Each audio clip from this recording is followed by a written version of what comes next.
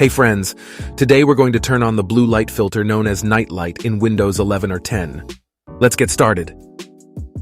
Just go to the Start menu and type Night Light and open this application.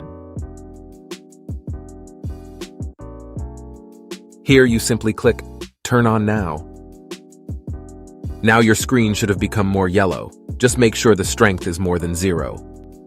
If you can't see any difference, turn up the strength to 100 and try seeing a difference now.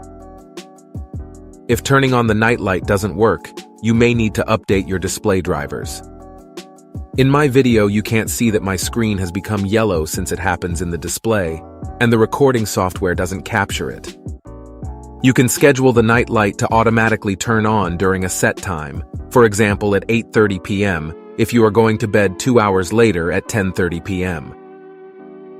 This feature is great if you usually go to sleep around the same time.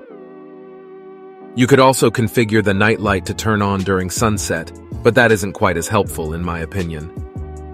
You just have to turn on location services to access the sunset feature. The higher the strength, the more protected your eyes are from the blue light. Late at night before going to sleep, I recommend setting it to 90 or 100.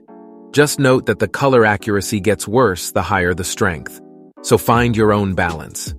As it turns out, almost none of my viewers are subscribed, sadly. Please like and subscribe to keep this channel going. Now you've completed our walkthrough of how to block blue light on Windows 11 or 10, which helps you sleep better if you turn it on if you're using your PC before going to sleep. As always, thanks for watching and see you soon.